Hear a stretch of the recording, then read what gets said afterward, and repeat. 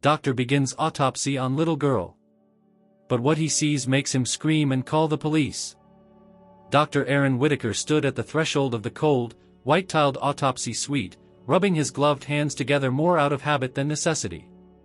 The hum of fluorescent lights echoed softly against the sterile walls. It was past 10 o'clock at night, the corridors of Denver University Medical Center unusually quiet, even for a place where silence was a companion to the dead. Aaron, a veteran pathologist with over 20 years of experience, had seen death in all its forms. But as he stared at the small, motionless body before him, 7-year-old Lily Brennan, something in the air felt heavier than usual. She lay on the stainless steel table like porcelain, her small hands folded over her chest, eyes closed, skin pale as candle wax. A thin white sheet covered her from the neck down, as if modesty still mattered in death. According to the file delivered alongside her body, the cause of death was listed as cardiac arrest. Yet, Aaron couldn't ignore the fact that the accompanying documentation was sparse. No admission records. No attending physician. No detailed report of her condition before she passed. Just a single note, typed and unsigned, stating she had been found unresponsive at home and declared dead upon arrival. He reached for the intake form again, brow furrowed. The document had been delivered with the body not by family, law enforcement, or even emergency services, but by a hospital courier. No names. No next of kin. Just a body and a directive, supposedly from the hospital's chief of medicine, to proceed with standard forensic autopsy. Aaron sighed. This wasn't the first time bureaucracy had failed to catch up to tragedy. Still, even in the chaos of a city hospital, there were protocols, especially with a child. He turned to the wall-mounted recorder and clicked it on. Case number 0987. Subject, unidentified minor female, approximately 7 years of age, presumed name Lily Brennan. Time of autopsy commencement, 10:21 in the evening. His voice echoed in the room like a judge passing sentence. He approached the body and gently pulled back the sheet, exposing the child's torso. His hands moved with the precision of years, but his mind remained troubled. He paused before making the Y incision, glancing once more at her face. There was something unusually peaceful about it, no signs of trauma, no bruising, no signs of struggle. But also, no signs of life. Her expression was too neutral, too composed. He proceeded with the initial external examination, noting her height, weight, visible physical condition. Her limbs were delicate, unbroken. Fingernails clean. No rashes, no signs of chronic illness. As he lifted her right hand to examine her fingers, he felt a subtle resistance in her wrist, not rigor mortis, but something else. He examined the skin more closely. There, faintly visible under the artificial light, were thin, symmetrical marks running horizontally along the inside of both wrists. Not cuts, at least not fresh ones. They weren't consistent with self-harm or restraint injuries either. They were too precise, too deliberate. Almost surgical. Aaron frowned. He reached for his camera and took several high-resolution photos, making careful notes. He'd seen similar markings in certain pediatric surgeries involving medical implants, but nothing on Lily's intake form suggested any surgical history. He turned to her arm again. The texture of the skin just beneath the left wrist was slightly raised, taut, almost as if something lay underneath. Curious, he palpated the area with gentle pressure. It didn't feel like scar tissue. It felt solid. Angular. Using a scalpel, Aaron made a small, careful incision over the area. What he found beneath the dermal layer made his breath hitch. Embedded just beneath the surface was a metallic object. Tiny, no larger than a grain of rice. Its edges were smooth, encased in a clear biopolymer sheath.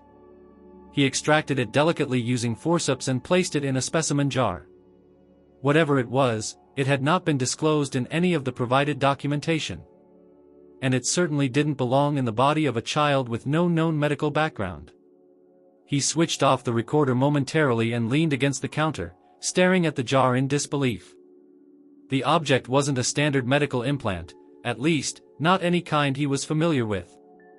Not for a child. Not for anyone. The sterile calm of the room suddenly felt suffocating. For the first time in years, Aaron hesitated to continue. There was a difference between uncovering tragedy and uncovering secrets. And what lay before him might be both. He stared again at the girl on the table, the mystery deepening. The lack of records, the strange delivery of the body, the implant. Something wasn't right. Not at all. But he wasn't finished. Not yet. He turned the recorder back on, voice lower this time. Unusual subdermal implant discovered in the left forearm. Will proceed with further investigation.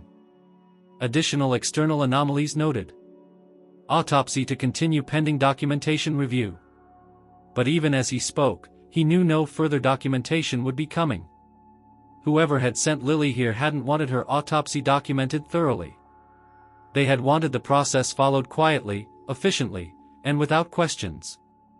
Aaron Whitaker, however, had never been very good at following quiet orders. The specimen jar rested on the counter like it held a heartbeat of its own. Aaron could not take his eyes off the metallic object suspended inside. Even through the clear glass, it exuded a quiet defiance, like it dared him to ask the wrong questions. He wasn't sure if it was fear, fascination, or professional instinct, but he was already reaching for his magnifier. His gloved hands were steady, but his pulse was not. He brought the jar closer to the overhead lamp. The object was too smooth to be random, too polished to be improvised. Its rounded edges were coated in a translucent gel-like sheath, and beneath that, faint lines etched across the surface like circuits, impossibly fine. It resembled a microchip, but not any he'd seen in medical use. There were no identifiers, no serial codes, no manufacturing mark. Nothing to suggest it had ever passed through any legal production channel. He returned to Lily's body.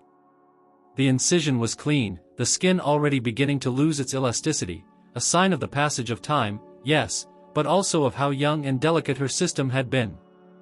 He continued his internal examination, moving with clinical precision through her thoracic cavity, noting the position of each organ, every detail of tissue and tone. But as he worked his way through the standard procedure, he couldn't shake the feeling that everything about her body was too perfect. Heart intact. Lungs clean. No signs of trauma, illness, or natural failure. Nothing that explained a sudden cardiac arrest. Then, something else caught his attention. When he began to examine the area around her cervical spine, his scalpel hit resistance. Not bone, something harder, but not natural. He widened the incision slightly, careful not to damage the surrounding tissues, and exposed a second object nestled between the vertebrae. Unlike the first, this one was larger, nearly an inch long, and embedded deeper. It was fused into the nervous tissue, surrounded by faint discoloration, as though it had been there a long time. He could already tell removing it would be difficult. Possibly dangerous. He leaned back, swallowing hard. Two unknown foreign objects, one under the wrist and another embedded in the spine. Both unaccounted for. Both far beyond anything a child should have ever encountered. He turned on the recorder again. Additional foreign body discovered adjacent to the cervical vertebrae. Larger than the previous implant. Integration with nervous tissue suggests long-term presence. Proceeding with imaging and documentation before extraction attempt. He stepped into the adjacent room, where an outdated but functional digital scanner sat against the wall. He placed the second implant into a containment tray and initiated the scan.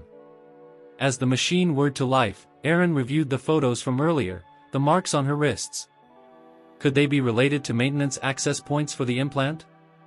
The idea was insane. He dismissed it, but only barely. The scan finished with a soft beep. The image appeared on the monitor, and what he saw sent a ripple of dread down his spine. The object was not just a chip. It had multiple micronodes, each one pulsing faintly in the imaging overlay, like they had been designed to interface with biological signals. Neural signals. He printed the image and scribbled notes in the margins. Something about this felt beyond medicine. It felt engineered. Designed with purpose. But for what purpose, and by whom? Before he could dig deeper, a knock echoed through the hallway, sharp, unexpected. He froze. No one should be here. He glanced at the wall clock. It was nearly midnight. The knock came again, louder. Aaron pulled off his gloves and stepped quietly to the main door of the autopsy wing. Through the glass pane, he saw a figure standing in the dim corridor. A young woman in scrubs, her badge turned inward. Her posture was stiff, unnatural. He opened the door a crack. "Can I help you?" he asked cautiously. "I was told to collect the body of Lily Brennan," she said without blinking. Her voice was flat. Aaron's brow furrowed. "That's not protocol. Bodies are only released once full documentation and cause of death are filed. And there's been no contact from family or law enforcement." "I was given orders from administration," she said. "By whom?" No answer. Aaron looked past her, scanning the hallway. No cart. No transport team. No paperwork. "I'm sorry, but I can't release the body without proper clearance," he said, firmer now. The woman stared at him for a moment too long, then turned and walked away without another word. He watched her retreat down the corridor and vanish around a corner. Aaron closed the door, locking it behind him. This was no longer just a strange autopsy. He went back to the lab and opened a secure cabinet. Inside were old folders from personal cases, rare, unsettling anomalies he had kept off the main record system. He removed a manila envelope marked ETH-079, a case from nearly a decade ago. A teenage boy who had died under mysterious circumstances, also with unknown implants. He had flagged the case back then, but it had been dismissed by higher-ups with little explanation. Now, side by side with Lily's scans, the parallels were disturbing.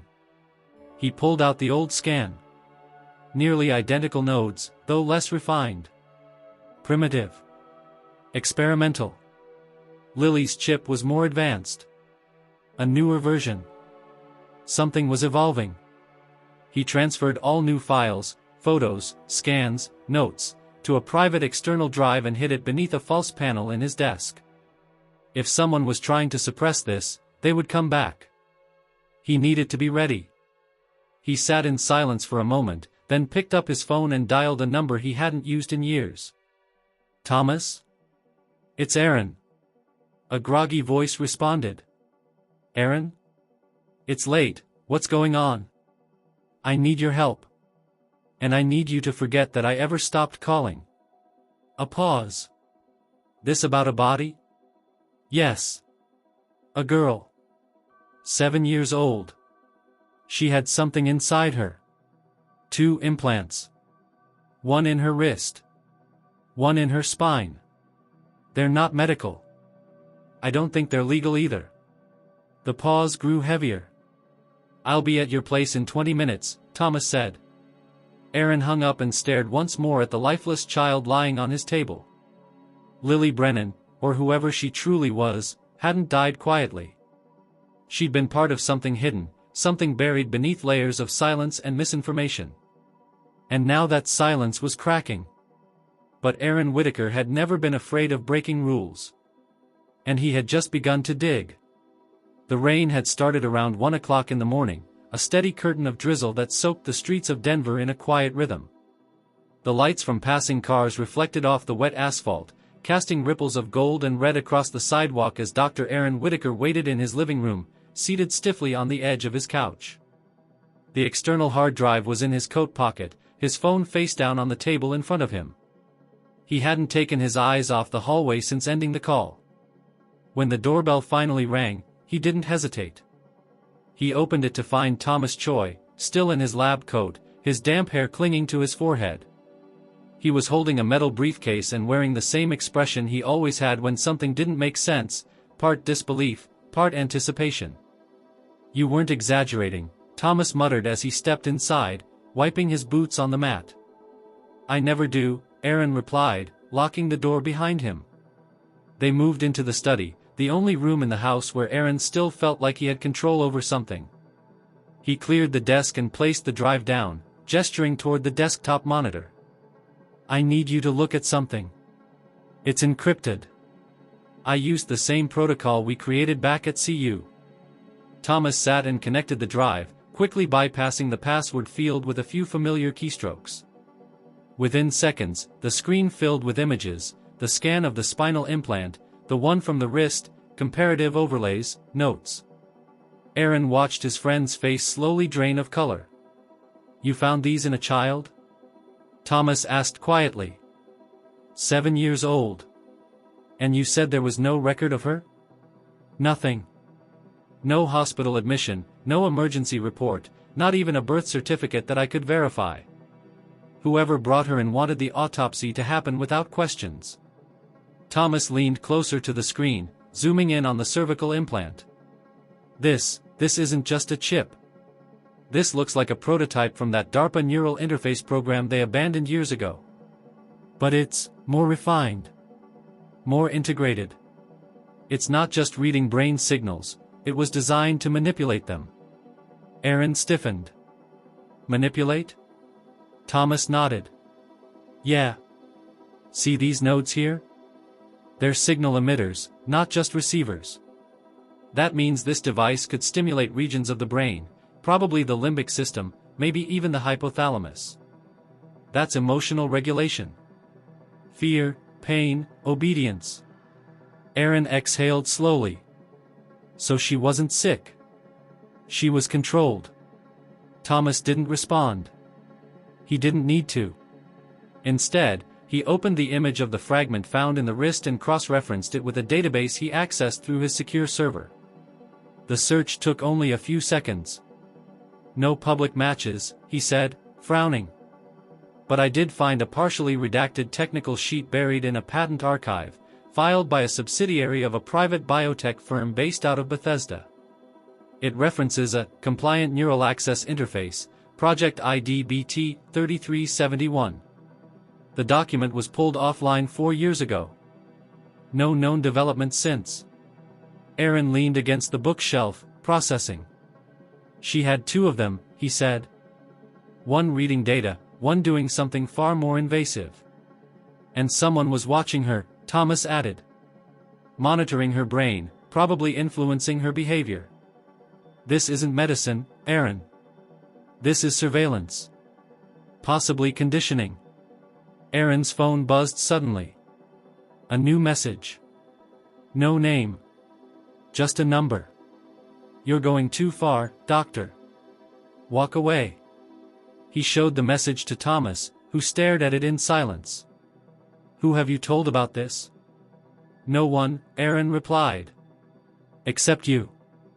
Then someone's either tapping your devices, or they were watching that girl long before she died. Thomas stood. We need to verify her identity. We need to find out who Lily Brennan really was, if that's even her name. Aaron nodded. I tried accessing her file earlier today. The hospital database says she doesn't exist. Then we don't use the hospital. We use what they don't control. Within the hour, they were sitting side by side in Thomas's downtown lab, deep in the secured section of a private tech incubator. Thomas logged into a private forensic platform, one designed for cross-referencing biometric data with national and international registries. Aaron uploaded the scanned image of Lily's fingerprints and facial map. The screen processed the data for several minutes. Then, no match found. Thomas looked at Aaron. Not in DMV. Not in school systems. Not in Social Security. Not even in census data. She was erased, Aaron said. Or never existed. The silence between them stretched thin. Then Thomas thought of something. There's one more place to look, he said, opening a secondary window. There's a black channel server. It's technically illegal. Tracks private sector experimentation, whistleblower uploads, leaks that never made it to the press. It's not public, but I kept access after that case in Baltimore. He initiated a deep search using only the photo of Lily's face. The results took longer. Then, a partial hit. A single, low-resolution image buried in a long-forgotten document dump dated 5 years ago. A lab photo. A child, maybe 2 or 3 years old, wearing a white gown, her hair cropped short. Same face. Same eyes.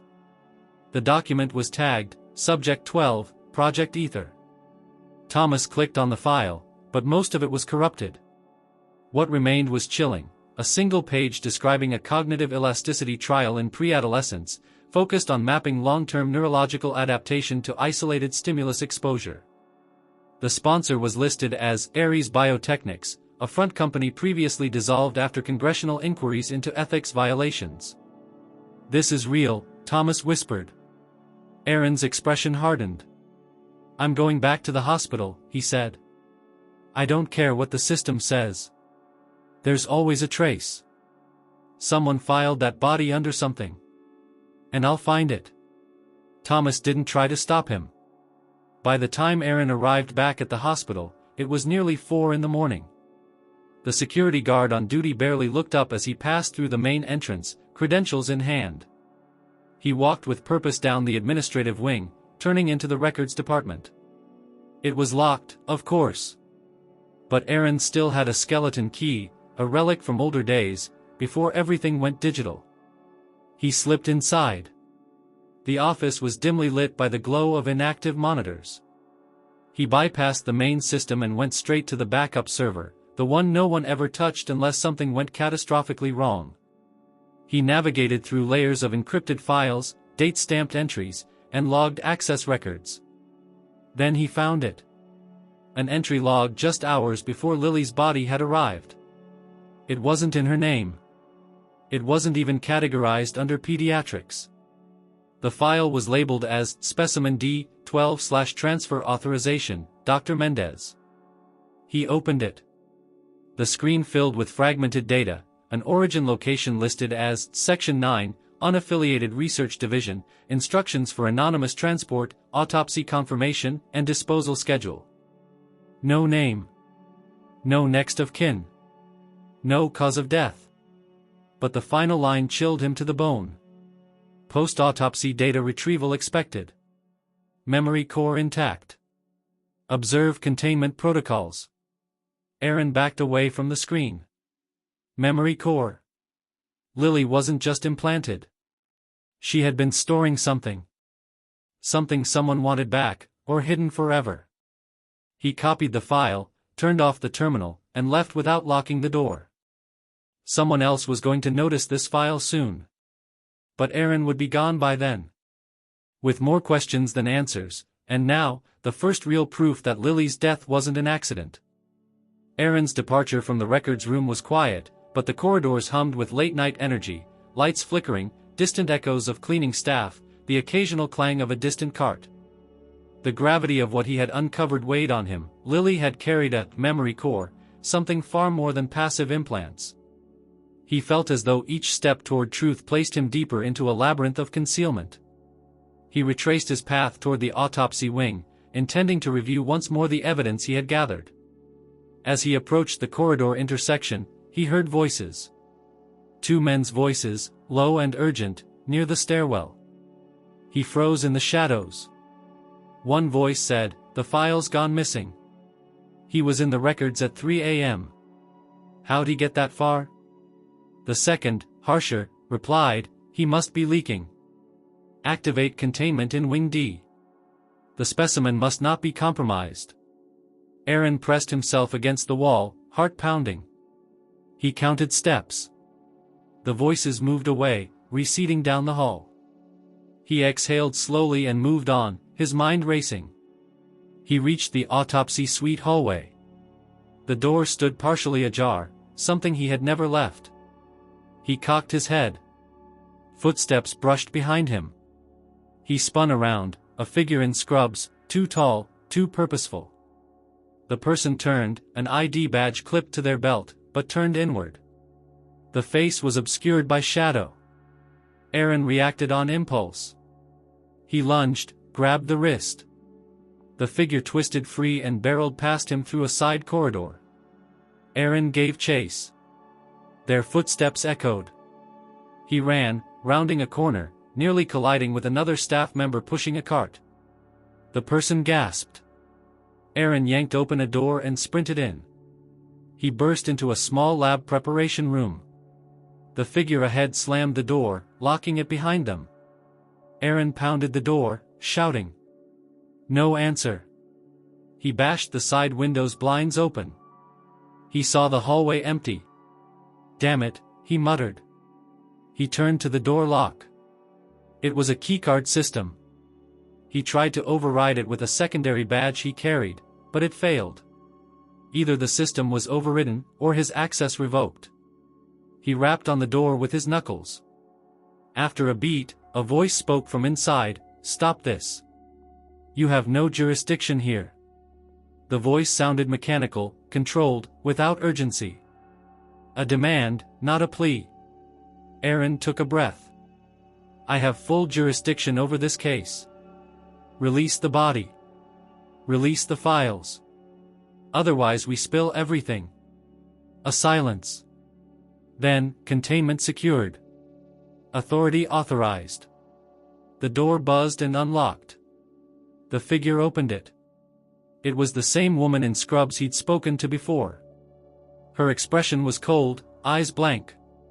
"You should stop," she said. He glared at her. "Who gave you that order?" "No orders necessary. You're out of your element." She swept past him, advanced toward the autopsy wing. Aaron followed. But in the hallway, everything seemed wrong. Lights were dimmed, doors shut. He reached the door to the main autopsy suite. It was locked. He tried his badge. Nothing. He turned to the woman. "Open it. Now." She said, "You no longer have clearance." She produced a small handheld device. He watched her press a button. The door's lock indicator turned red. The door would not open. He inhaled, stepping back. Realizing brute force would damage precious evidence, he decided he couldn't risk that. He headed down the hallway instead, aiming for the corridor exit. But his phone vibrated.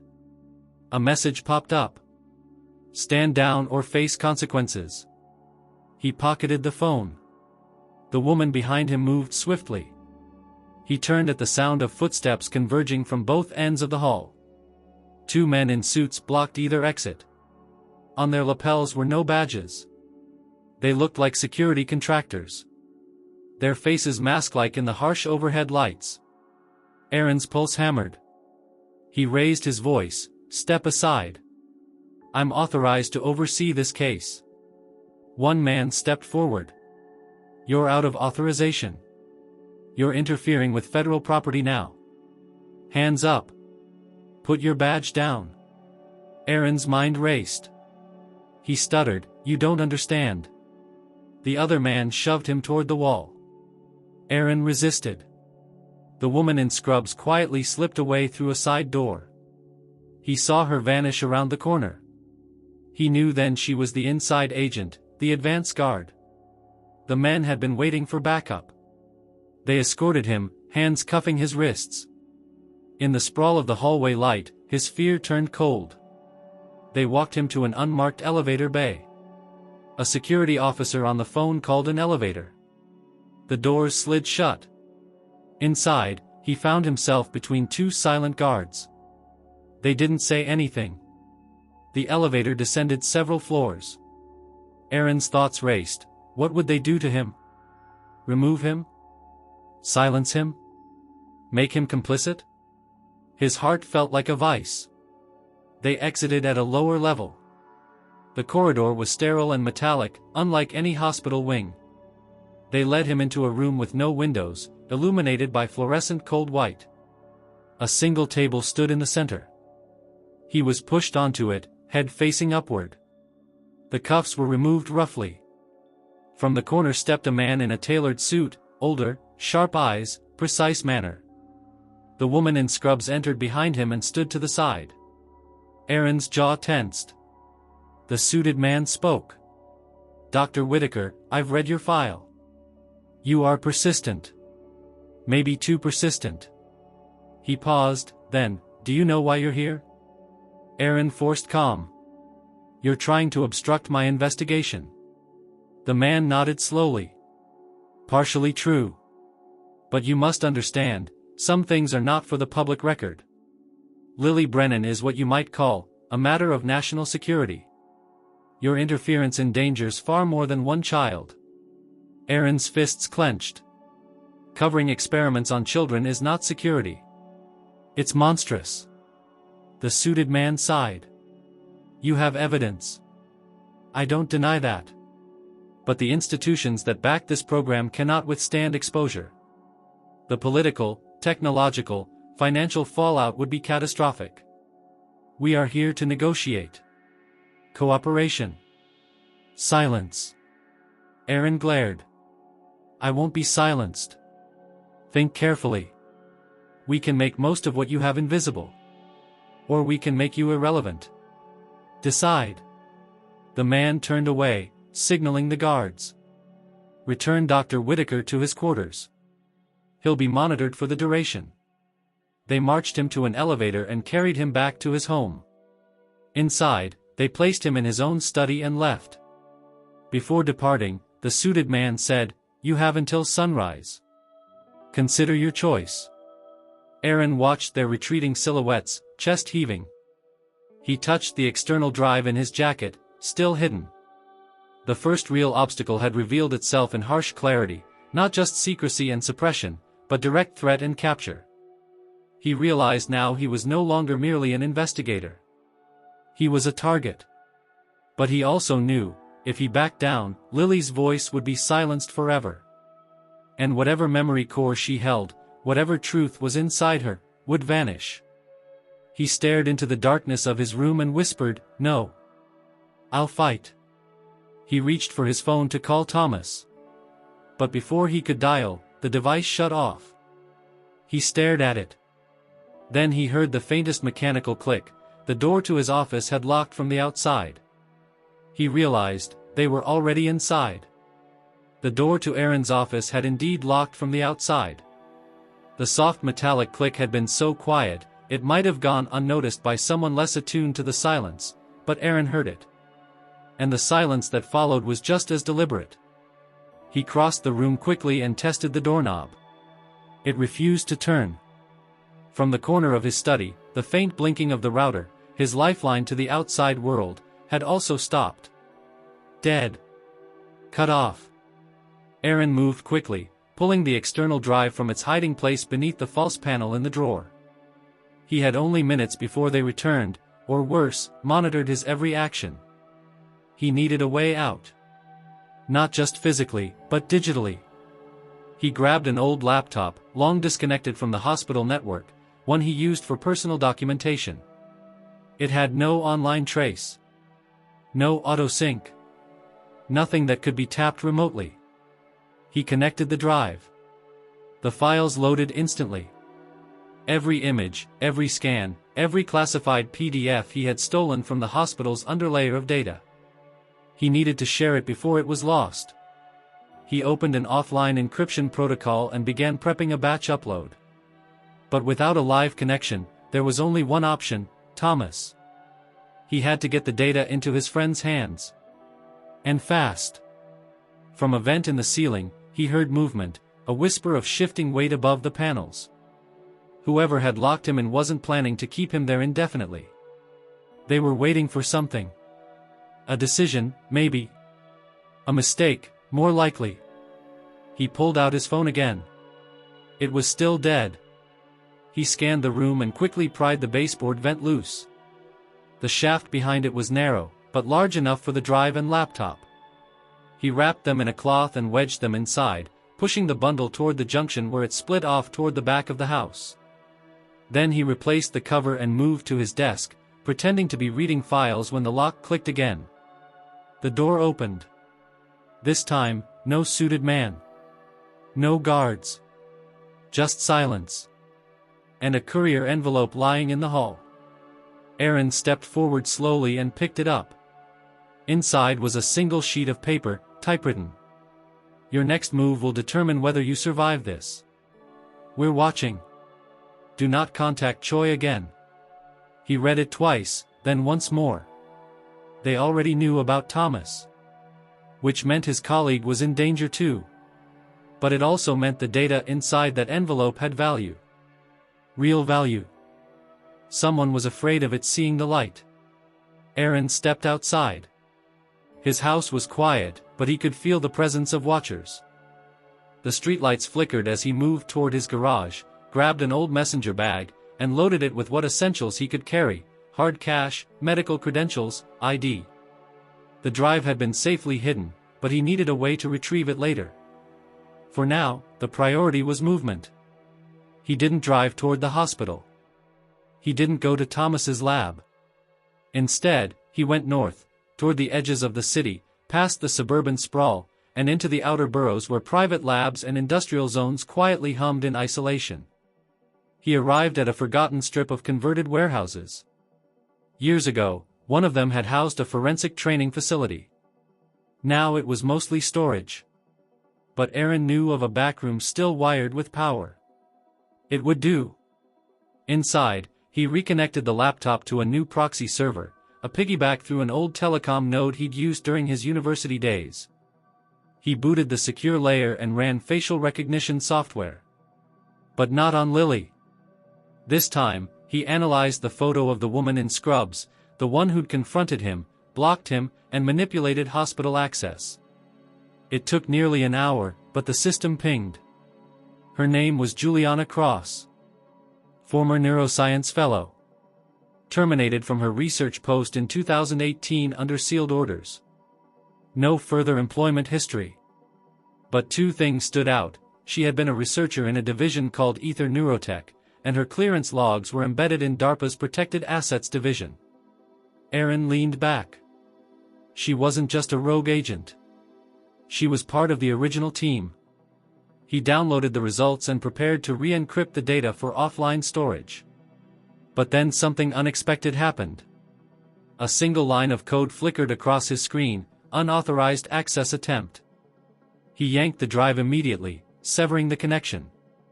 But the intrusion had left a trace. Someone had tried to intercept the data mid-transfer.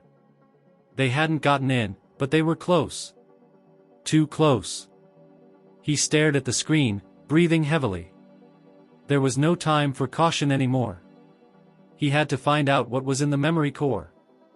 And there was only one person who could help him now, someone not connected to medicine, not in academia, but buried in the tech underworld. A data reclamation specialist known only as Ronan. Aaron had met him once, years ago, during a medical ethics investigation where biometric implants were being sold to private contractors. Ronan had helped decode encrypted logs the government couldn't break. He lived off the grid, changed names often, but he had a reputation. It took Aaron most of the night, but he traced a chain of financial markers tied to supply shipments in Wyoming, where Ronan was last rumored to be. By dawn, Aaron was on the road. He didn't know who was following him, but he felt it with every turn he made. Each rest stop, each shadow on the side of the road. He reached the outskirts of Laramie by mid-morning. Snow flurries began to fall. At the edge of a dense pine forest stood an abandoned communications facility, fenced off and rusted. But beyond that, hidden by old service roads, was a cabin powered by a private solar grid. He approached carefully. The door opened before he knocked. "You brought a storm with you," the man said. Shaggy beard, thin wireframe glasses, cautious eyes. "Ronan. I need your help," Aaron said. "There's a memory device. I think it contains neurosensory data. From a girl who died under classified conditions." "Whose tech?" Aaron hesitated. "Ether. DARPA. Maybe private sector, too." Ronan's face changed. "You're out of your mind. She died with this thing in her spine. I think it recorded more than just brain activity." "You're not looking for a decode," Ronan said, already turning back inside. "You're looking for a ghost." Aaron stepped in after him. "Can you extract it?" "Depends if it's organic tied. Some of those things were linked to cortical decay. Remove the host, you remove the interface. It's intact. Still functional. I have images. Scans. Ronan nodded slowly. Then we need to run it through an emulator. I'll need 3 hours. Maybe more. Aaron set up everything, gave Ronan access to the decrypted image files and hardware profiles. As the system booted, Ronan whistled low. This thing's not just a recorder. It was a live feedback loop. Bidirectional. Whoever was monitoring her, they weren't just listening. They were shaping her thoughts. Aaron's hands clenched. Ronan looked up. You really want to know what she saw? Aaron nodded. Ronan turned to the screen. Then let's wake her up.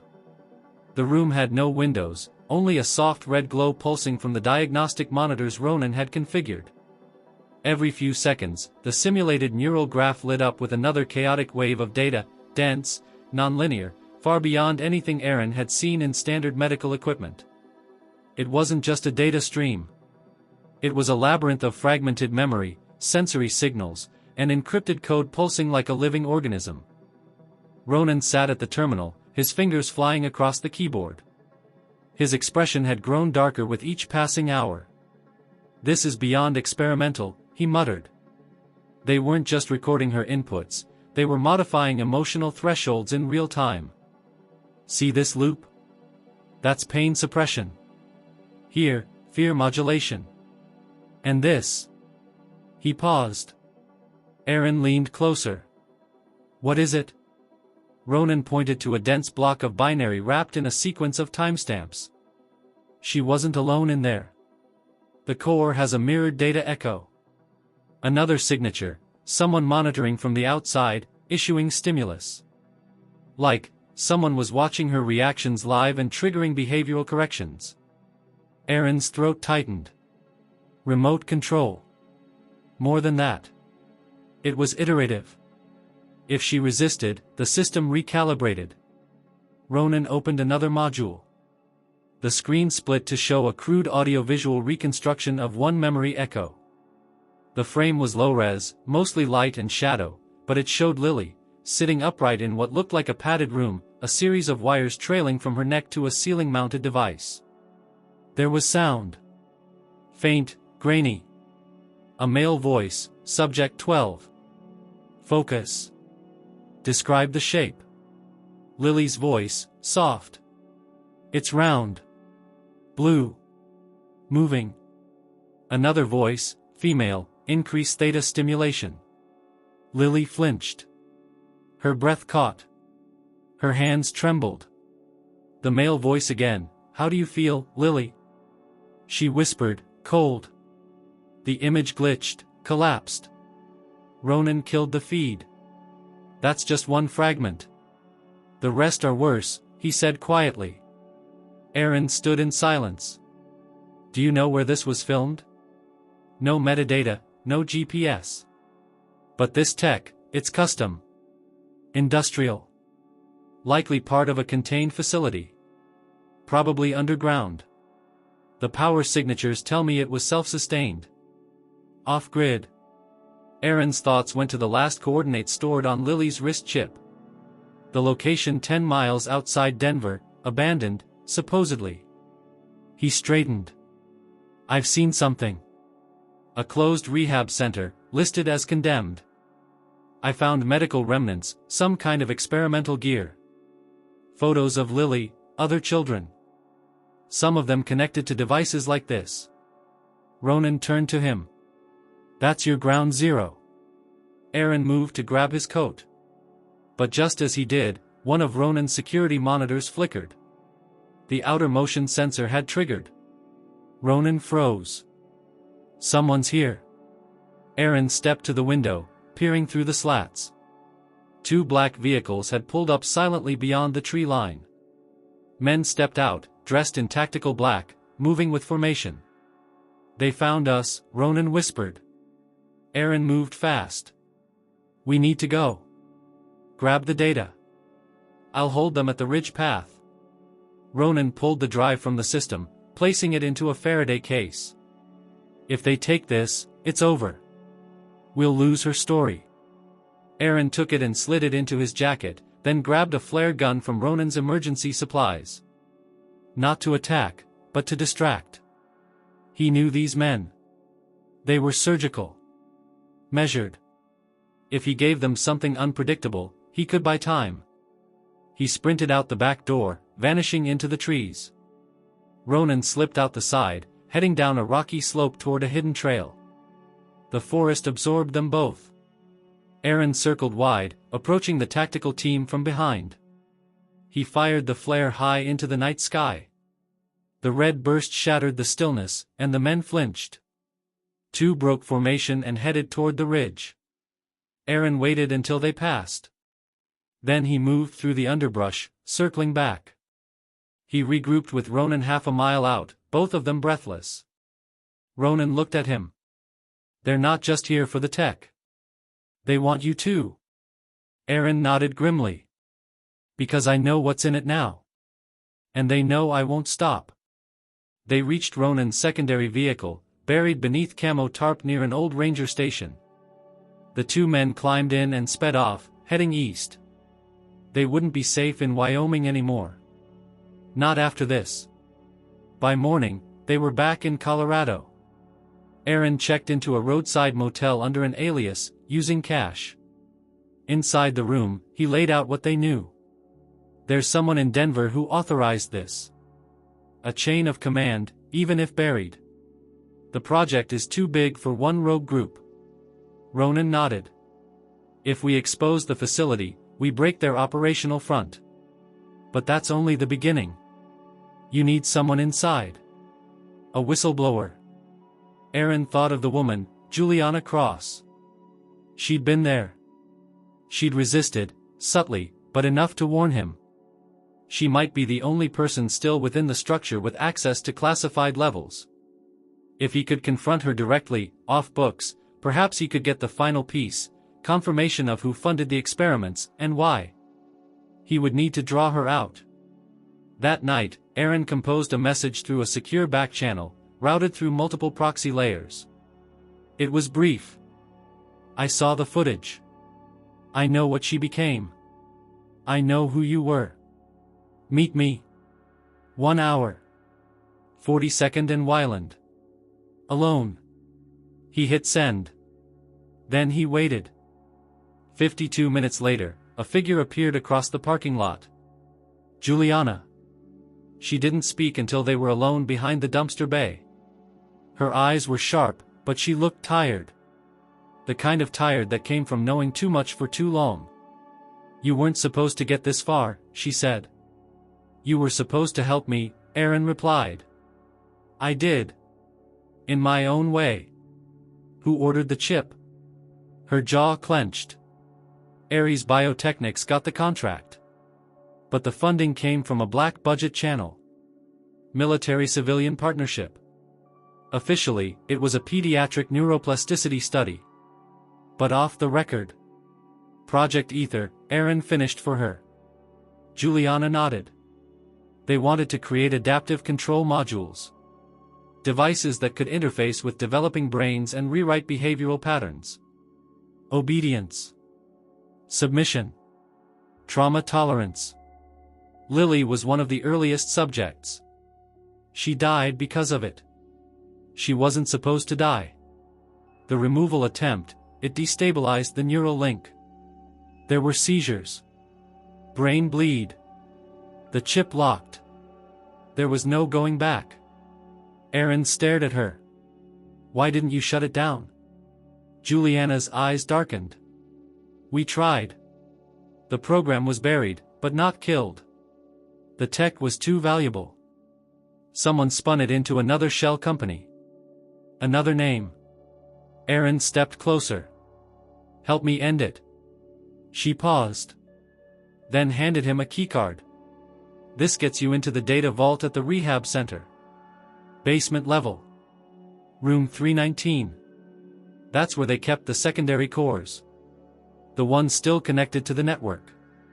And the proof? She nodded. Everything's down there. Names. Blueprints. The next phase. Aaron gripped the card. What's the next phase? Juliana turned to leave. Not chips. Not kids. Networks. You'll understand when you see it. Then she was gone. Aaron looked down at the keycard, then back at the empty street. The conspiracy was bigger than he had feared. And the truth was waiting in the dark. The abandoned rehabilitation center stood beneath the shroud of fog like a scar that refused to heal. Weathered bricks, cracked windows, and an overgrown path marked the remnants of a building long forgotten by the public, but Aaron now knew better. This place had never been truly abandoned. It had merely been reassigned to the shadows. He parked his car a quarter-mile away and approached on foot, careful to avoid the broken glass and rusted metal strewn across the walkway. In his jacket pocket, the keycard Juliana had given him was warm from his grip. The weight of it was heavier than it should have been. It wasn't just access. It was accountability. At the side of the building, he found the service door half covered by ivy and grime. He wiped it clean with his sleeve and scanned the card against a recessed reader hidden behind a loose panel. A small green light blinked once, and the lock disengaged with a reluctant hiss. Aaron stepped inside. The air hit him immediately, stale, thick with dust and something metallic, faint but distinct. Blood? No. Chemicals.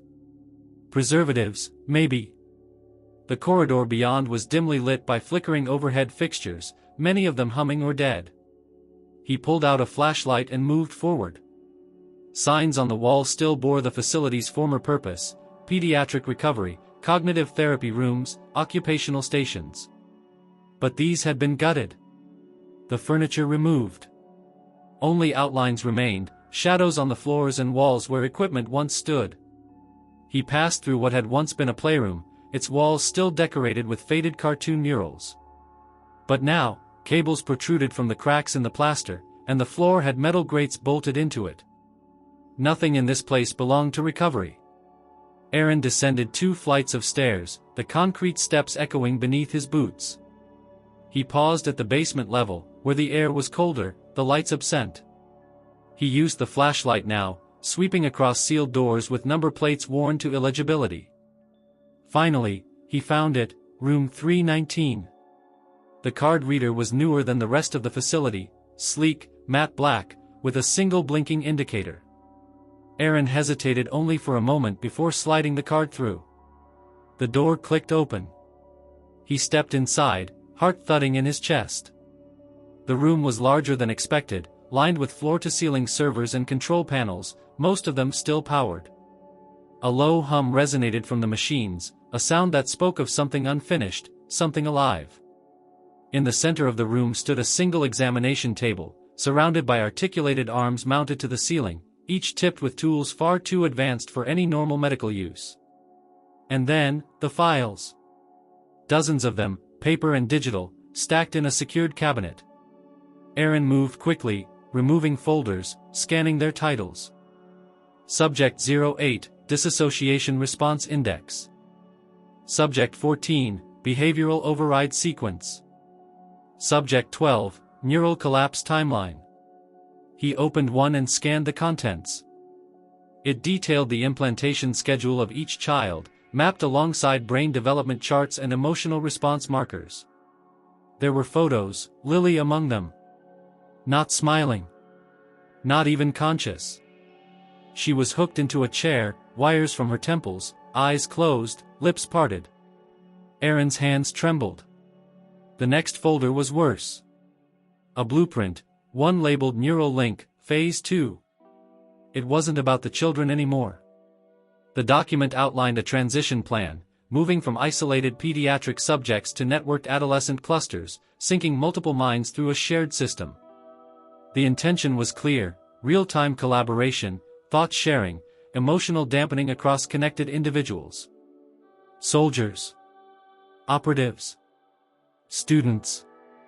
Anywhere obedience and uniformity were assets. It wasn't just unethical. It was dystopian. Aaron's flashlight hit something in the corner. A glass chamber, sealed and upright, resembling a cryopod. Inside was another child, no older than 10.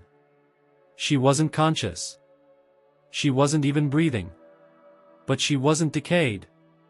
Her body was suspended in a gel-like solution, and her wrists bore the same scars as Lily's. The same implants. Another subject. Aaron staggered back. But before he could retreat further, a noise sounded from the hallway, footsteps, soft but deliberate. He extinguished the flashlight. Darkness swallowed the room. The door opened. A sliver of light poured in. Two figures entered, their outlines distinct against the glow behind them. They spoke in hushed tones. The breach just occurred. Someone used the original keycard. It's Whitaker. He must have gone through Cross. You secure the files. I'll contact the handlers. Aaron crouched behind the cabinet, breathing through his teeth. His heart pounded so loud he was certain they would hear it. The first figure moved to the desk, removing the main server drive. The second moved toward the chamber. Subject 19 is still stable. Transfer later? No. Destroy the backups first. Aaron gripped a metal tray on the floor and prepared. When the second man turned toward the servers, Aaron lunged, slamming the tray into his head. The man dropped with a grunt. The second shouted, but Aaron was already moving, grabbing the server drive from the desk and the remaining folders from the cabinet. He ran. Alarms began to sound, a low pulse that rattled the floor. Aaron sprinted up the stairs, light flickering as he passed. He could hear voices behind him, shouting, footsteps. But he didn't stop. He burst through the emergency exit, triggering a silent alarm, and darted into the forest beyond the property. He didn't slow until he reached the car, breath ragged, chest burning. He tossed the drive and folders into the passenger seat and peeled out onto the gravel road, tires skidding. He had it. The evidence. The next phase. But he also knew now, the conspiracy wasn't local. It wasn't about a hospital or a single facility. This was national. Maybe international. A web stretching into military, education, private industry, all wrapped in the veil of neurological progress. Aaron drove in silence, the documents rustling beside him. Somewhere in the darkness behind him, the facility would be locked down again. The child in the chamber might be destroyed. The traces of the program buried further. But he had pulled something free. Something real. Something undeniable. Now, the question was, where could he show it without being silenced? Aaron drove without stopping for nearly 3 hours. He crossed state lines before dawn, navigating winding backroads that twisted through the Colorado highlands and into New Mexico. The stolen server drive rested in his lap, and the folders were secured in the back seat under a blanket. He had managed to escape the facility, but escape was not survival. Whoever was behind Project Ether had eyes everywhere, and now he had something they could not afford to lose. By the time he reached the outskirts of Santa Fe, exhaustion clawed at him, but he couldn't afford rest. He found a motel on the far side of town, paid in cash, and parked in a spot mostly hidden from street view. Inside, he checked the windows, locked the door, and disabled the phone line. Only then did he allow himself to sit and think. The room was small, cheap, the kind of place where no one asked questions. The air was stale, the bed creaked with every movement, and the ceiling fan made an unsettling grinding noise. But Aaron had no complaints. Here, for the moment, he was no one. He powered up the server drive using a portable converter he'd brought from Ronan's cabin. The whir of the disk spinning to life was like a heartbeat in the silence. Within seconds, his screen populated with folders, thousands of documents, video logs, encrypted blueprints, and internal memos. It was everything. Proof that Lily hadn't been a medical case, but a prototype. Confirmation that Project Ether had evolved beyond theory and was now targeting broader populations. The deeper he searched, the darker it got. One file in particular stood out, labeled, Phase 2, Education Integration. Aaron opened it and found a presentation prepared for a private audience. The document detailed plans to implement neural compliance testing into select school systems, beginning with high-risk communities. The idea was to introduce cognitive patterning software into digital learning platforms, preconditioning children for emotional compliance, attention redirection, and social obedience. The tech derived from Lily's chip. They were going mainstream. And worst of all, Aaron recognized the names in the partnership list: education board officials, state technology contractors, even familiar hospital networks. All of them linked to clean, respectable fronts. No hint of their connection to what he now held in his hands. He closed the file and buried his face in his palms. There was too much. Too many layers. Too many names. He couldn't expose this alone. His first instinct was to reach out to Thomas, but he remembered the warning from the envelope: do not contact him. Whoever had planted that message was capable of monitoring more than just phone lines. Instead, Aaron drafted a statement for whistleblower submission. He would send the evidence anonymously to investigative journalists, data privacy advocacy groups, and government oversight committees, anyone who might dig deeper, verify, and protect the data. He compressed the files, encrypted them 3 times, and created a multi-layered transmission route that would pass through a chain of international relays. It would take 24 hours to complete. He pressed send. Then he waited. That evening, he decided to leave the motel and check into a different location across town. He left the drive in a hidden compartment beneath the floorboards of the motel room, just in case, and took only a flash copy with him. But when he returned to retrieve the drive the next day, everything was gone. The room was untouched. No signs of forced entry. The bed made, the bathroom clean. But the compartment beneath the floor had been carefully removed, and the server drive had vanished. Aaron stood frozen in the doorway. His throat tightened. His chest hollowed. They had found him. He ran back to his car, checked for trackers, and pulled away from the lot without even looking back. Panic threatened to take hold, but he forced himself to breathe. The data was still transmitting. That was his only hope. He reached a small public library in a nearby town and logged into the secure terminal he had set up through Ronan's connection. There was a message waiting. Your attempt has been neutralized. Final warning. This is not your war. He stared at the screen. Everything was slipping. He had the truth, but now the evidence was gone. The facility would be purged, the child in the pod most likely destroyed. Juliana would disappear, if she hadn't already. And if they were willing to come that close, it was only a matter of time before they made it personal. His phone buzzed, an unknown number. He answered, already expecting the voice. It wasn't a threat. It was his wife. Her voice trembled. Aaron. I just got this in the mail. No return address. There was no message. Just a photo. She paused. It's a picture of our daughter. At school. Taken from outside the fence. Aaron closed his eyes. Get her. Leave the house. Go to your sister's in Chicago. Don't use your phone. Don't tell anyone. I'll contact you soon. What's going on, Aaron? He wanted to tell her. He wanted to unload everything. But all he could say was, trust me. I'm doing this for her. He hung up. The war had shifted. They weren't just trying to silence him now, they were going after what mattered most. He needed a new plan. Something immediate. Unstoppable. He would go public, not just with data, but with his face, his voice. If they wanted to kill the messenger, then the world needed to know who he was before they succeeded. He would record everything. Confessionals. Timeline breakdowns. Medical findings. He would explain how Lily Brennan was not a victim of disease, but a casualty of state-sponsored cognitive manipulation.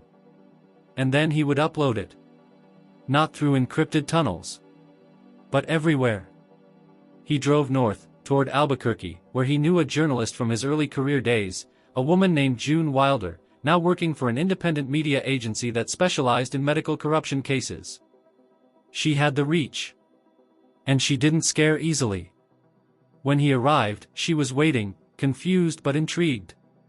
You've got 20 minutes, she said. After that, you better have something good. Aaron handed her the flash drive. You're going to want more than 20. And then he began to speak.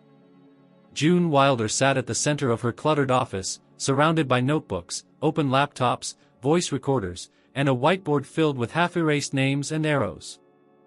The room buzzed with the quiet urgency of someone used to chasing dangerous stories.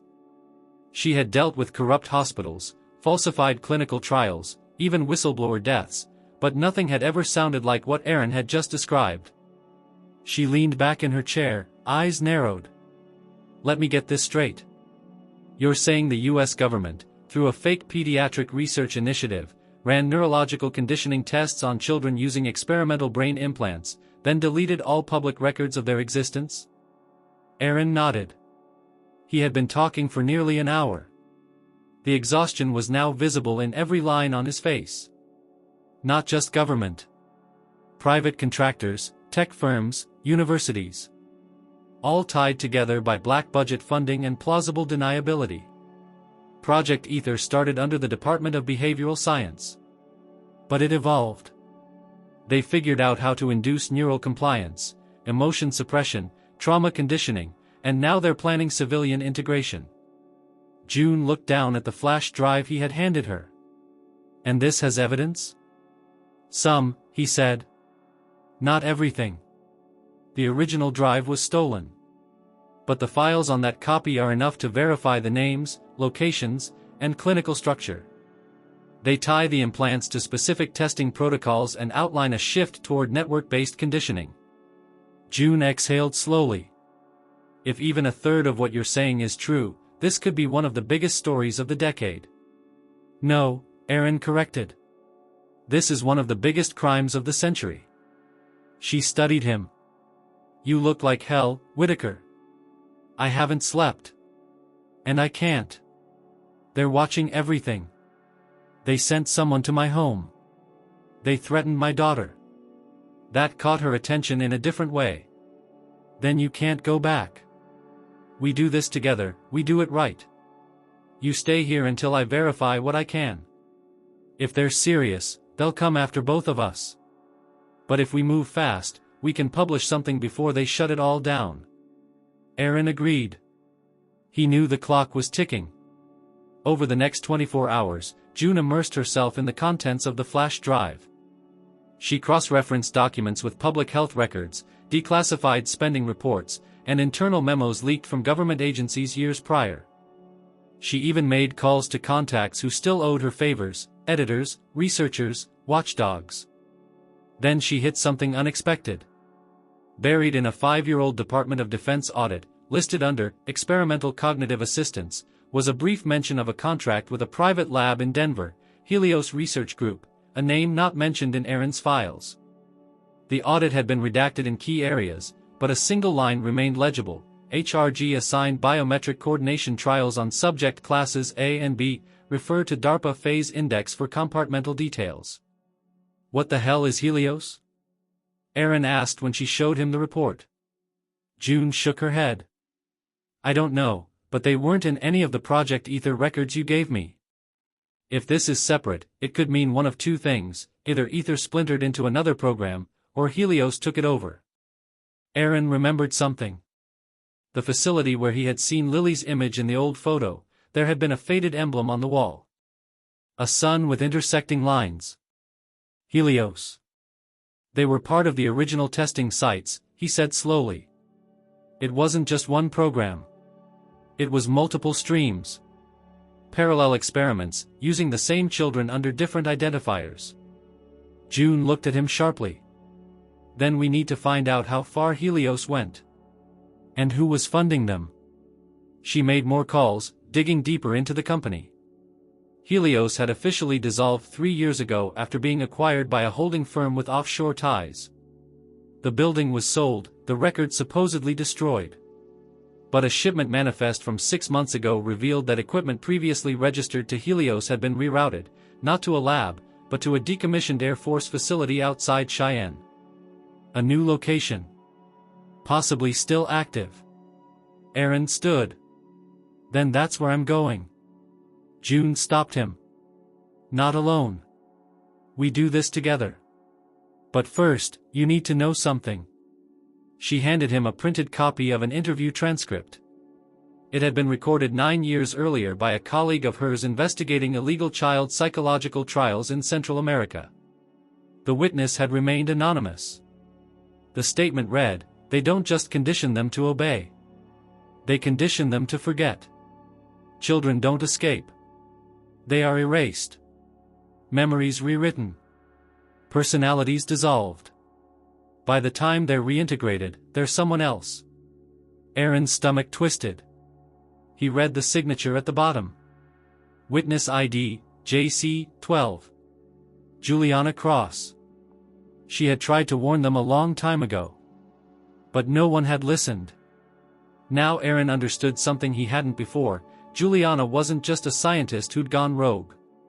She had been trying to dismantle the project for nearly a decade. From inside. From the beginning. He sat down, the weight of it all settling in. "This goes deeper than I thought." June nodded. "You said Lily was subject 12? Yeah. Then she wasn't the first. Not even close. That night, they prepared everything, multiple backup copies of the files, a written account of Aaron's full testimony, visual comparisons of the implants, and evidence linking Project Ether to government-sanctioned contracts. June wrote the outline of the article, carefully structured, designed not to sound like conspiracy, but fact. Before she submitted the draft to her editor, she looked at Aaron. "Once this goes out, you can't disappear. You're the face. You're the proof. If they try to discredit it, it'll have to go through you." "I don't care," he said. "I need this to end." She nodded once, then hit send. The draft was received. Scheduled for internal legal review the next morning. Aaron finally allowed himself to lie down on the couch in June's office. He closed his eyes, the weight of fatigue overwhelming. But just before he drifted off, June's phone rang. She answered, her expression quickly changing. She looked at Aaron. "That was my editor. Our upload was intercepted. Their server was compromised. Half the files are corrupted.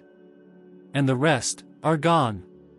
For a long moment, neither of them spoke.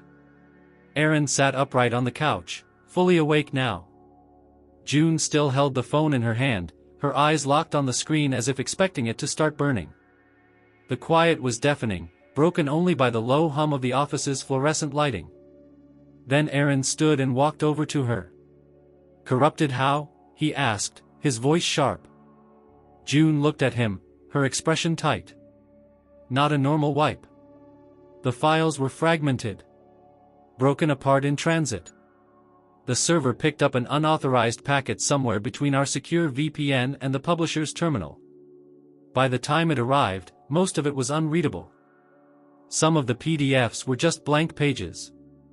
Metadata stripped. Images missing headers, encrypted log files overwritten mid-upload.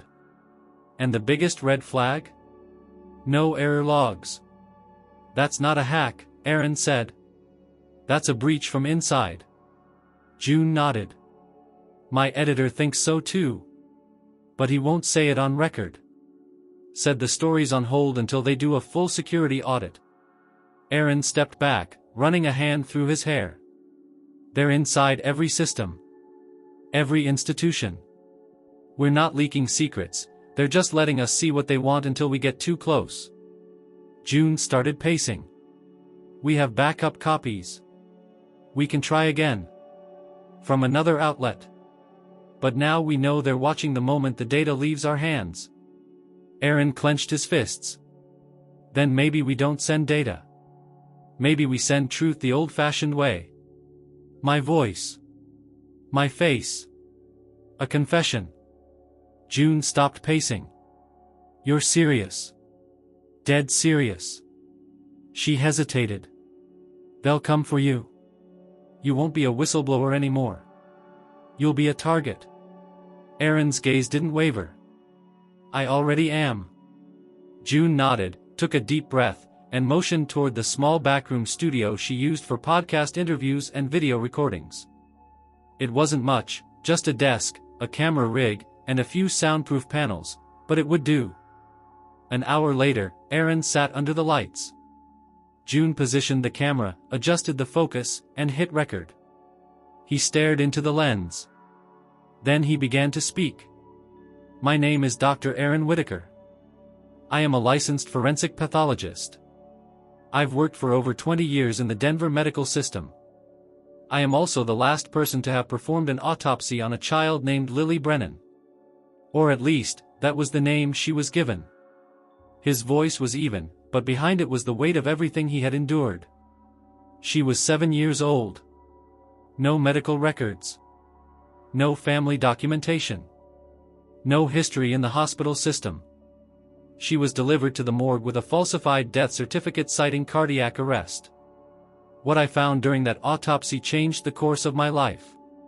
She had 2 implants, unauthorized, undeclared, and unlike any medical device I'd ever seen. One beneath her wrist, the other embedded into her cervical spine. Both connected to neural tissue. Both designed not just to monitor, but to control. He went on to describe the extraction. The discovery of the chip's functionality. The missing files. The anonymous threats. The break-in. The secret facility. The pod. Everything. He told it clearly, fact by fact, resisting any temptation to dramatize. He let the horror speak for itself. He held up the photograph of Lily, the one taken from the experiment footage. "This is what they did to her. This is what they are planning to do to others. They are moving from experimentation to integration. From isolated testing to national programs. Neural conditioning for educational conformity. Emotional suppression in young minds. They are using children to build the architecture of control." He ended the video with one final message. "If you are watching this, I need you to understand, this is not a conspiracy theory. This is a crime. Against children. Against memory. Against humanity. And we cannot let it continue." June stopped the recording. She didn't speak right away. "I'll get it up within the hour," she said. "But we can't use mainstream channels. They'll flag it as disinformation the second it hits." Aaron nodded. "Then we go where they can't control it." They uploaded the video in fragments, across private torrent nodes, decentralized news forums, encrypted social mirrors. June's connections helped it spread.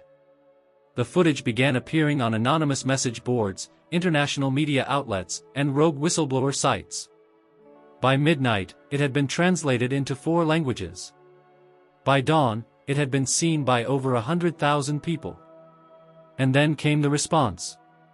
First, from the public, waves of outrage, confusion, demands for confirmation.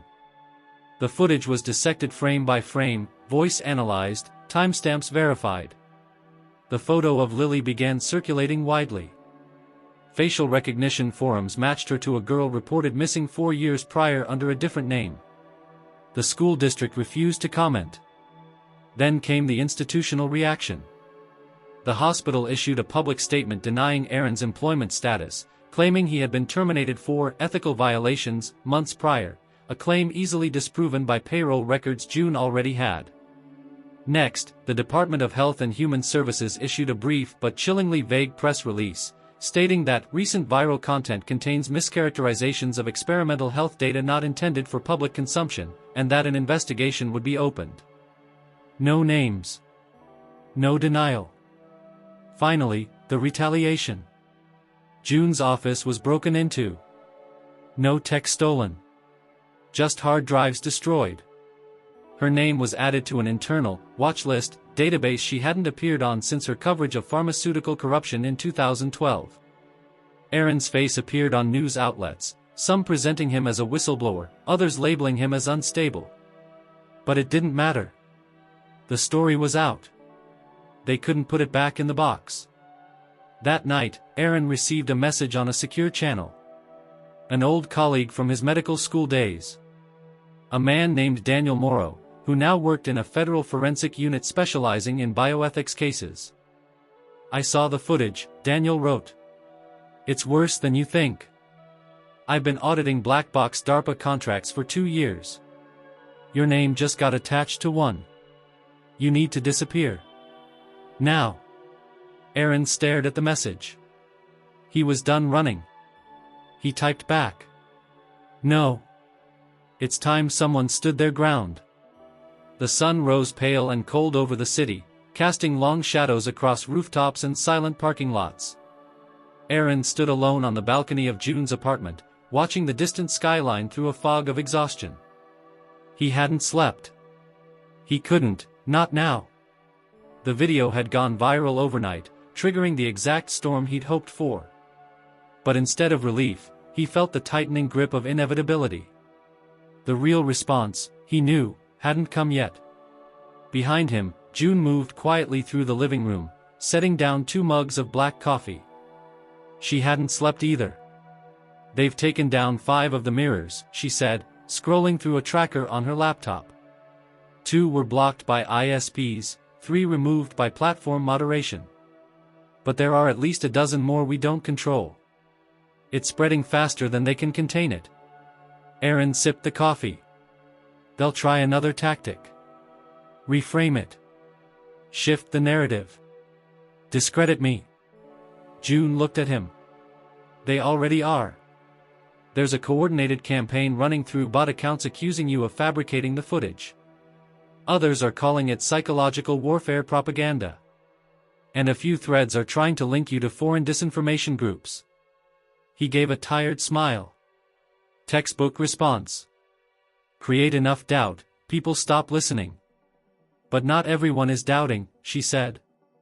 A few independent journalists are picking it up. There's a medical ethics board asking questions. A data privacy watchdog just published a report mentioning Ether and Helios by name. You hit something real, Aaron.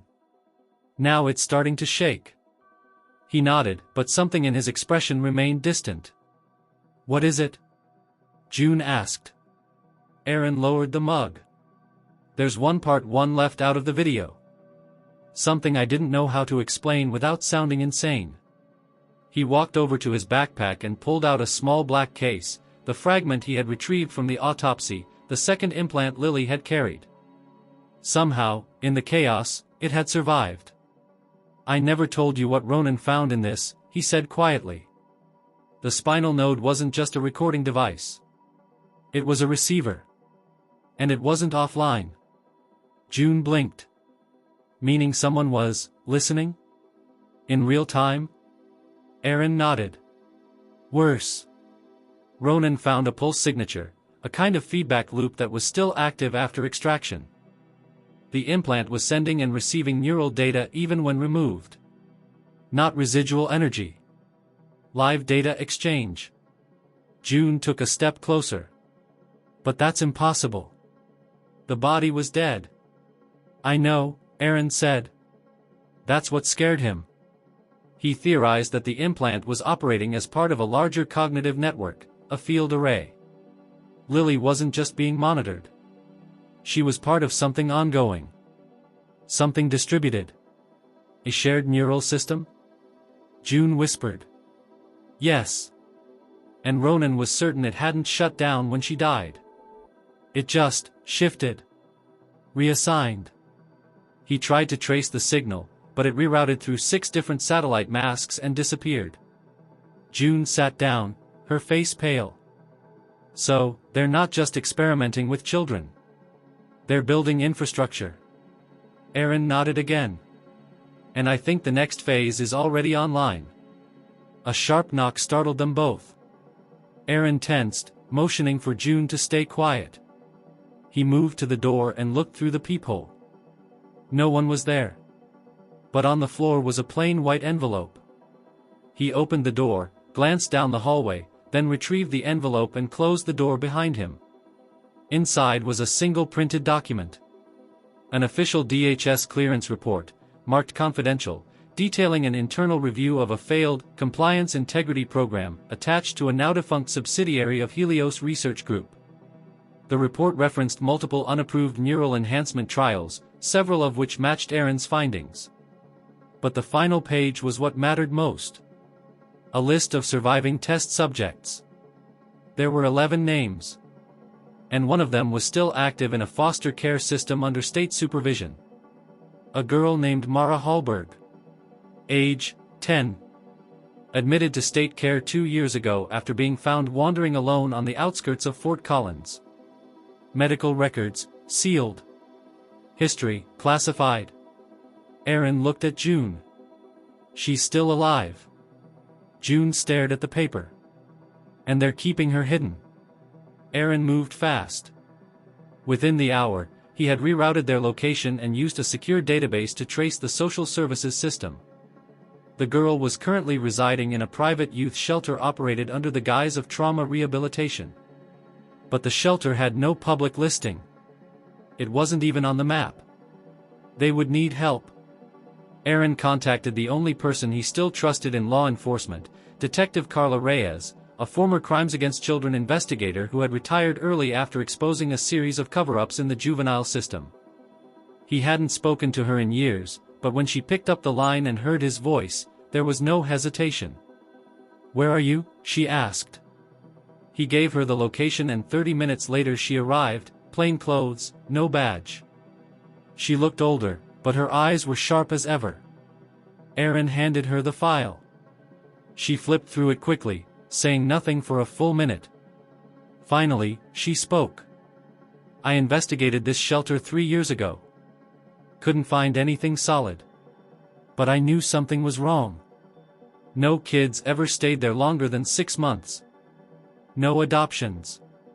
No reunifications. They just disappeared from the system." Aaron said, "One of the girls still has the implant. She's probably the last one.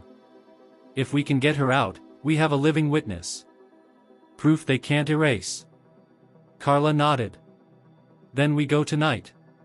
But we go quiet. If they see us coming, she'll vanish."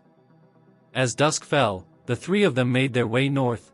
No lights, no signals, phones left behind.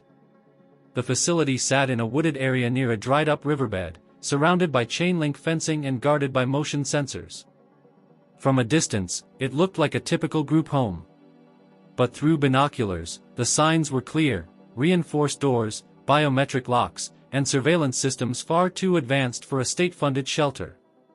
They moved along the tree line until they found a blind spot in the security grid. Carla cut the fence. They slipped inside. Inside the facility, the halls were quiet. Too quiet. No voices. No footsteps. No laughter. Aaron's stomach turned. They found the girl in the far room, room 14. She was sitting on the floor, her knees pulled to her chest, her eyes vacant. Aaron crouched down. "Mara," he said gently. She looked up, blinking slowly, as if waking from a long sleep. "I'm Dr. Whitaker. We're here to help." Her voice was barely a whisper. "Is it over?" Aaron's throat tightened. "It will be." The drive back from the shelter was marked by an oppressive silence. Mara sat in the back seat, her eyes fixed on the window, unmoving. The trees blurred past her, but she didn't seem to see them. She hadn't asked where they were going. She hadn't asked who they were. She simply followed when they told her it was time to leave, as though the decision had never really been hers. Aaron watched her in the rearview mirror, his thoughts racing. He had expected trauma, shutdown, fear, withdrawal. But there was something else in her. A stillness far too composed for a 10-year-old. As if someone had replaced her instincts with instruction. "She's not reacting the way I thought," he murmured to Carla, who sat beside him. "She's been conditioned," Carla replied. "Long-term cognitive disruption. If she's had the implant for more than 2 years, it's not just behavioral, it's neurological. They rewrote who she was." Aaron gripped the steering wheel tighter. "We have to undo it." Carla shook her head. "We don't even know if that's possible." Back at June's apartment, Mara was placed in the spare room. Aaron ran a basic biometric scan using a portable reader, watching as the data confirmed what he already suspected: the neural implant was still active. But something was different. The signal wasn't pulsing, wasn't responding like Lily's had. It was dormant. Or waiting. He turned to June, who had just finished a call with a data forensic specialist. The footage's mirrors are holding, but we're being flagged constantly, she said. They're using coordinated takedown protocols. By tomorrow, half the platforms will blacklist the file. Aaron exhaled. We need the second layer of proof. Not just the implants. Not just me talking. We need Mara's testimony. You think she remembers? June asked. She might. And if she doesn't, we can trigger a memory cascade. June's eyes narrowed. You want to stimulate her implant manually? I can do it. I've studied the structure from Lily's scans.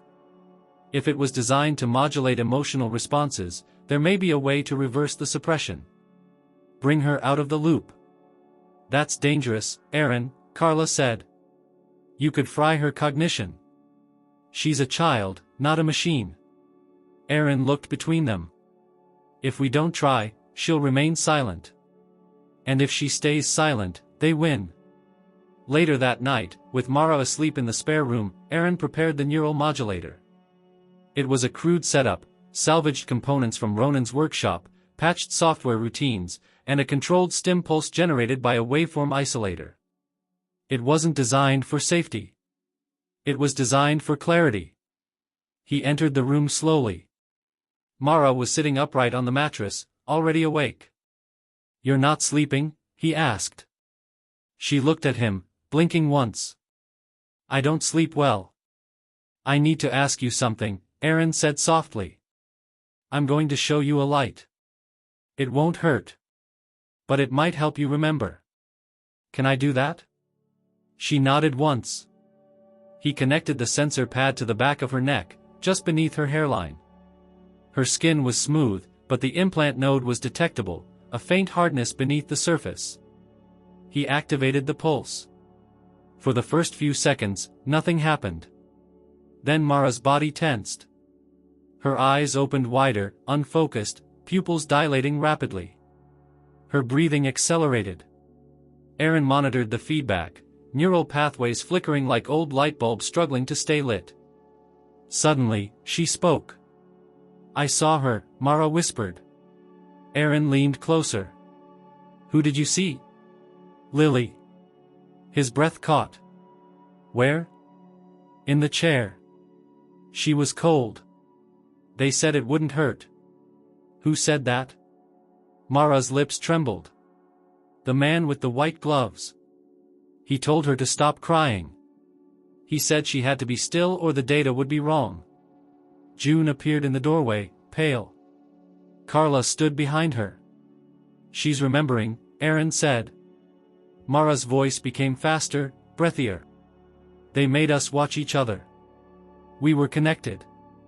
If one of us moved, they all knew. If one cried, we all felt it. I didn't know where I ended. Aaron kept his tone calm. And the implants? Did they talk to you? Not with words. With feelings. Sometimes it made me tired. Other times it made me forget. I couldn't remember my name. I couldn't remember my mother's face. What about now? Mara turned to him, and for the first time, her eyes filled with tears. Now I remember everything. She collapsed into Aaron's arms, sobbing, the emotional dam finally breaking.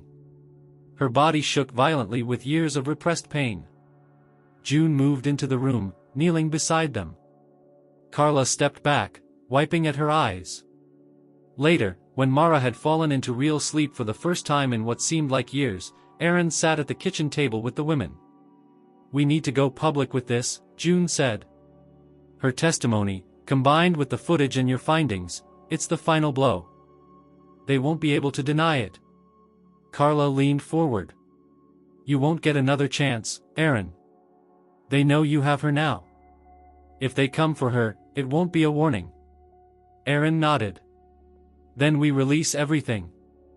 Full audio, full video, unedited. We let people see what they did. And we don't stop there. He reached into his bag and pulled out a new device, one he had been building since before Mara's rescue. A transmitter. Short range. Encoded with the pulse frequencies extracted from the implant logs. If activated, it would emit a signal strong enough to disrupt any active implants within a several-mile radius. June looked at it. What is that? Aaron stared down at the device. Insurance. It began with a hum, low, barely perceptible, like static pressing against the edge of silence. The transmitter Aaron had built sat on the rooftop of a parking structure in downtown Denver, connected to a backup power unit and a directional antenna. It was aimed at the regional communications hub 3 blocks away, where multiple private networks, government channels, and classified data lines silently intertwined. The signal was timed. It would activate once, just long enough to reach every implant within its arc, just strong enough to corrupt the frequency that held them in place. Inside June's makeshift command center, her apartment now wired with monitors, backup batteries, and surveillance blockers, Aaron waited with Carla and Mara. It was almost noon. The final upload was scheduled to go live in 6 minutes. Across their network of safe storage locations, June's team had already seeded the full package: Mara's video testimony, the recovered experimental files, Aaron's recorded confession, audio logs from the facility, and stills of Lily's body. It had all been verified, timestamped, and watermarked to prevent tampering. Once launched, it would replicate through mirrors hosted across hundreds of independent servers, dozens of countries, anonymous hosts, offline backups in physical media. There would be no containing it. June paced the room. "We're ready." Aaron looked to Mara. The girl sat curled on the couch, holding a small music box Carla had given her the night before. She had slept through the night again. Her eyes were clearer now, her body relaxed, but her silence was still heavy. That would take time. "Do you remember what to say if someone asks about the video?" Aaron asked her gently. Mara nodded. "I'll tell them the truth." Carla checked her weapon and walked to the window, her eyes scanning the street below. "There's movement across the avenue. Unmarked SUV. Tinted windows. They're watching." "They won't make a move," June said. "Not in daylight. Not with this many eyes on us." Aaron turned to her. "Do it." June sat down, hands poised over the keyboard. She entered the final encryption key and pressed send. The screen flashed green. The files deployed. Across the world, nodes lit up. Blogs. Social media. Encrypted news outlets. Activist platforms. Global journalist consortiums. All of them began receiving the same flood of information, a cascade of evidence implicating military contractors, healthcare institutions, data networks, and federal oversight committees in a clandestine neurological compliance program targeting children. And at the center of it all, the testimony of a 10-year-old girl who had survived it. It only took 17 minutes for the story to explode. The first major outlet to pick it up was a European broadcaster, followed by a South American investigative bureau. From there, it spread like wildfire. The hashtags began trending globally. Major networks were forced to acknowledge the footage. Government spokespeople issued emergency statements of deep concern, while independent researchers scrambled to verify what had already been verified. Aaron stared at the monitor, watching it unfold. He had imagined this moment so many times, what it would feel like to win. But now, all he felt was the weight of those who hadn't survived to see it. Lily. Subject 12. Gone before her name ever had a chance to mean anything. He turned away from the screen, overwhelmed. Then the hum began to rise. The transmitter's signal, silent but furious, hit the communications hub at exactly 12:31 in the afternoon. The effect was immediate. Across the city, unregistered implants surged. In schools, children staggered slightly, blinking in confusion. Some wept. Others simply stared. Their compliance conditioning, subtle emotional nudges, artificial behavioral dampening, collapsed under the weight of corrupted signals. In secure military compounds, Beta phase units reported emotional interference in trained adolescent operatives. In hospitals, EEG readings spiked with unfamiliar waveforms in patients who had never reported neurological issues. In labs, monitors began flashing error codes, their encrypted links severed by an untraceable pulse. The network broke. It didn't crash. It simply stopped obeying. Erin sat down, drained. Carla received a message on her encrypted phone. Confirmed. Project Ether nodes offline. Emergency hearings called. DHS director resigning within the hour. June was still watching the torrent logs. This is going to take days to unravel. Maybe months. But it's happening. Then Mara spoke, her voice quiet, but certain. What happens to the others? Erin looked at her. What others? The ones still in there. Still connected. Her words chilled the room. Erin leaned forward. You mean there are more? She nodded slowly. They never shut it down. They moved it. They said the next phase was remote. Not cities. Schools. Entire regions. June whispered, distributed control. Mara looked down at her hands. They said I wasn't the last. Just the first they forgot to hide. Erin turned to June and Carla. We need to find them. But before anyone could respond, the building's emergency alert blared. A gas leak warning. False. A ploy. They were coming. Carla pulled Mara close and guided her toward the back exit. June gathered the hard drives. Erin grabbed the portable node carrying the last set of implant signatures. They fled through the maintenance corridor, emerging into an alley behind the apartment. Another SUV pulled into view, but it wasn't black. It was silver. Civilian plates. A man stepped out. Rough coat. Familiar face. It was Daniel Morrow. Erin froze. You shouldn't be here. Daniel held up a badge, federal, but with no division listed. I'm not here to stop you. I'm here to tell you you've got less than 5 minutes before the real response team hits this block. You need to vanish. Erin stepped forward. Then help us. Daniel tossed him a phone. This number is a contact in Geneva. Human Rights Tribunal. Not official, but they'll listen. I've burned every bridge I have to get you this window. Don't waste it. He opened the back of the SUV. Get in. I'll drive you out myself. Mara was already climbing in, Carla behind her. June hesitated. We can't run forever. Erin looked back at the building. Sirens were starting now. The block was about to light up. We don't run, he said. We carry it forward. They climbed in. Daniel pulled away just as the first black vehicle turned the corner. No shots were fired. No pursuit was given. Because the message was clear. They had already lost. The truth had been set free. And it could never be silenced again. As they drove into the fading light, Erin reached for Mara's hand. You're safe now, he said.